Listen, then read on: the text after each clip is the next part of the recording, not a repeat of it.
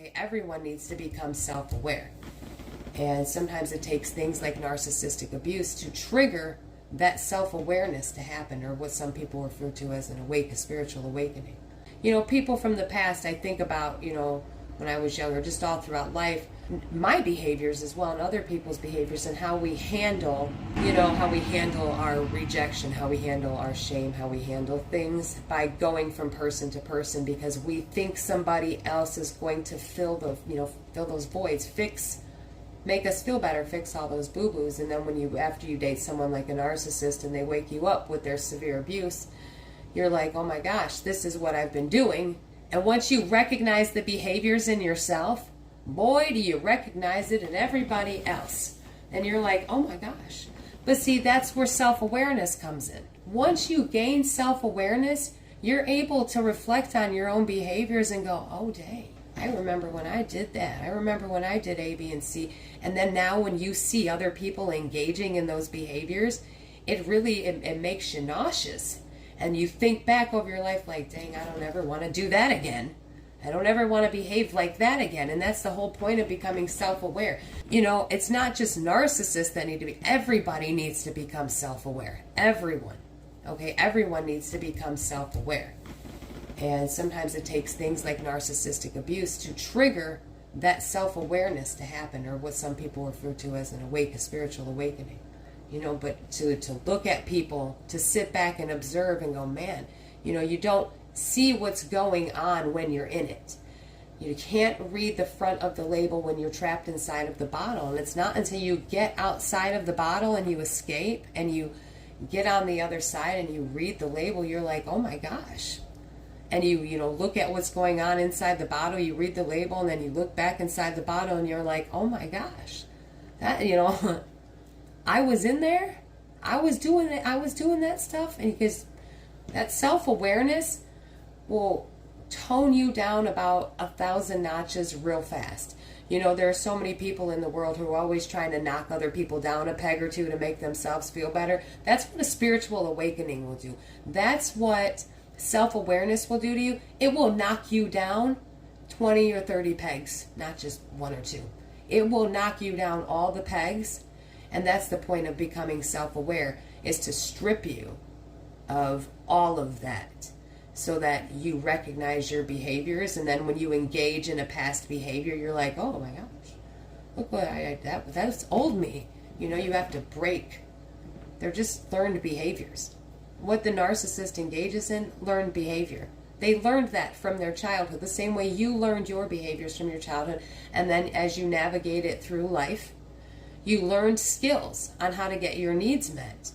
And everybody does it. And it's mostly pretty unhealthy stuff. We just don't recognize it's unhealthy because we surround ourselves with people who normalize our behavior to make us feel like the way we're navigating through life to get our needs met is in fact the correct way, the only way, and okay. Doesn't matter who we're hurting, what we're doing, what the consequences of our actions are, as long as we're getting our needs met.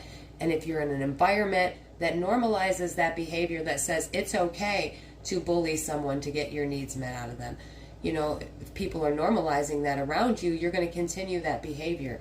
But once that self-awareness steps in, wow, you have no choice but to look at your behavior, because when you become self-aware, you see everything for what it is. You see your behaviors in others. You see how you project things onto people, so you're really careful on how you act towards others because you notice it's a projection. And you can see your past behaviors in people and you're like, oh, I don't ever want that again. You look at other people, you can sit and observe how other people interact with each other and tell someone who's in a narcissistic relationship without ever even hearing a conversation, because you can see how their body language is. You can see how they treat each other, how the narcissist will walk in front of you and have no respect for you, expect you to walk behind them. And so you can pick up on behaviors now because you see yourself in everyone else. Recognize something about yourself in them. Are you getting triggered by something? Do you look at somebody and think, oh, I don't like how you dress?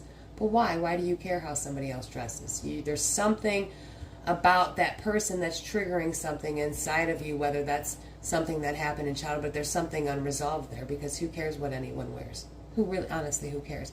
Who cares what kind of house you have, what kind of car you drive?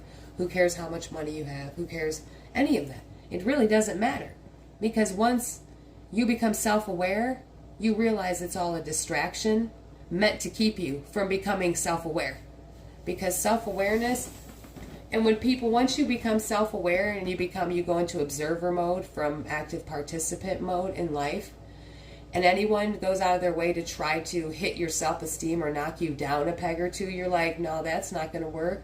Don't worry. The universe already did that when I became self-aware, and it's not just narcissists that need to become self-aware. Everyone needs to become self-aware. It's, as I said, some people call it a spiritual awakening, and it really is just becoming self-aware and being able to see yourself and everybody else, see your triggers, understand why it's happening, and more importantly, see the cycles that you were in and that you can see the people from your past in, and look at it like a movie and think, wow, now what do I not want to do in the future? Because you don't want to take any of that into the future, those cycles.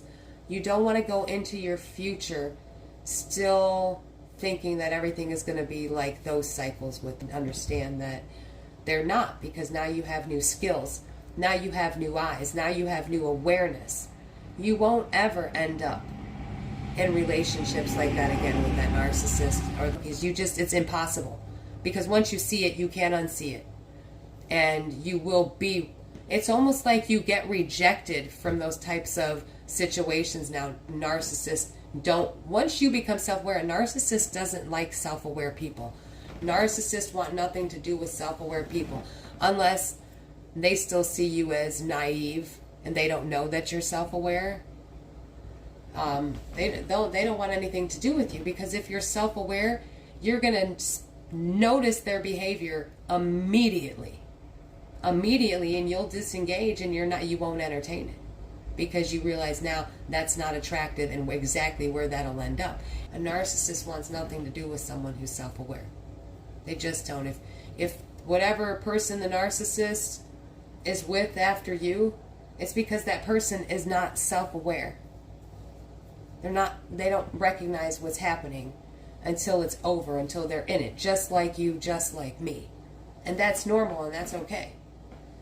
You know what I'm saying? But once you become self-aware, you don't do it, and then you watch it play out.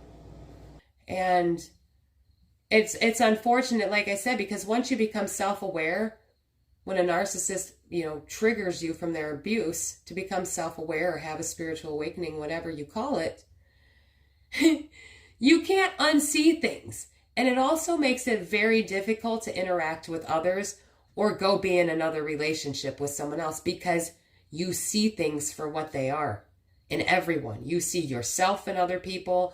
You see other people's bad behaviors, and you're like, oh, did I do that?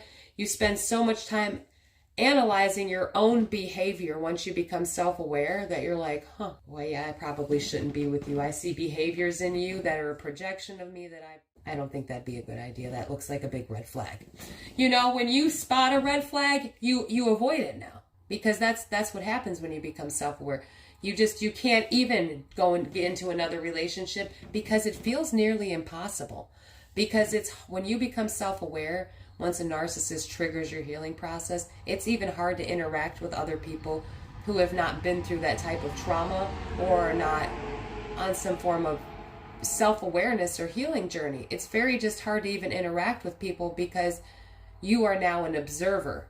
You're no longer an active player. Once you go on that, awakening or self-awareness, you become an observer instead of an active player. So you watch people's behaviors and you're just like, I hope you all enjoyed this episode. Thank you so much for listening. Stay safe, stay strong, and keep getting the knowledge. You are all going to be amazing.